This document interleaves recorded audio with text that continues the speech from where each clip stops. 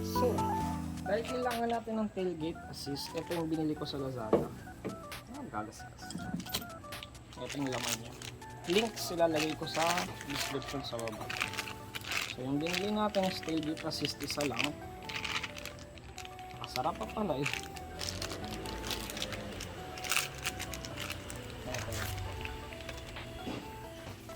Kita ba? Yan, GT Pro na tailgate assist. Tapos may kasama siyang set ng accessories. Ayan natin yung laman. 4 lang yan. Yung mounts niya, kita ba? Ayan. Mounts, tapos 2 washer. Kita ba? 2 washer. 1, 2, tsaka isa pang mas mahaba yung para sa yan. Titignan natin ngayon. So, figure out ko muna. Kailangan rin natin ng wrench. Kita. Feeling ko kayang-kaya ko ito gawin ngayon. Na-figure out ko na ang 2 lang to siguro para maging compatible sa iba. Tama ba? Kasi yung isa manipis. Yung isa naman mataba. So yung mag-fit dito, eto. So ita-try ko yun. Tapos ito naman universal naman yung pang clip niya. Yan, either yan kakapit yan. Tapos dito naman sa sa kabila, may abang na. Ito. Ay, tago. Ito. Abang na siya. Kasya rin yan dyan. Ganun. So, kakabit ko yan ngayon. Yung gagamitin natin washer is syempre yung kasya dito. Ganyan. Tapos kakabit ko. Ito.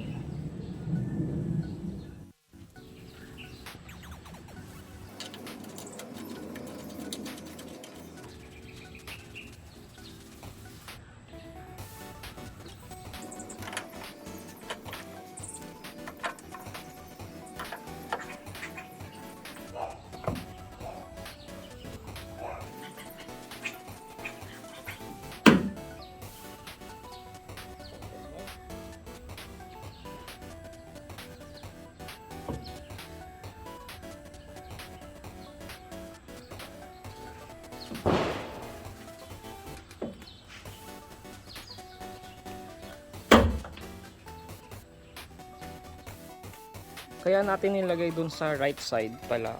Hindi naman by choice na nilagay ko sa right side. Nagkataon lang na dyan ko ikakabit. Pero, nung i-check ko na, walang abang dito na ganito. Dun sa kabila kasi may abang na ganito eh. Hindi lang talaga kinabit ng Ford para masabi lang siguro na XL siya at walang tailgate dampener. So far, happy pa rin naman tayo. Stig. So, ayun na, nakabit na natin siya. Ang simple lang niya ilagay. So, pagka bolt ko dito, inikot ko lang yan. Minount ko lang siya, tapos sinigpitan ko gamit ito syempre. Tapos, yung abang niya dito, ito na yung abang niya. Tapos, pinush yung hinila ko lang, tapos tinapat ko to. Tapos, tinula ko lang siya, magsa-snap na siya. Snap fit ba? Tapos, try natin siya.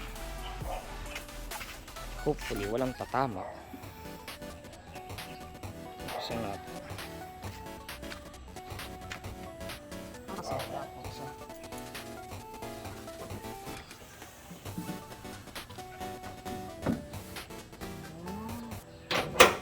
Tawang ko?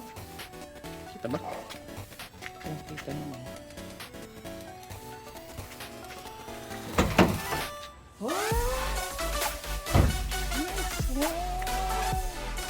Ang ganda. Isa na. Ang balik. Ang hirap pa rin ibalik. Pero, pagbababa.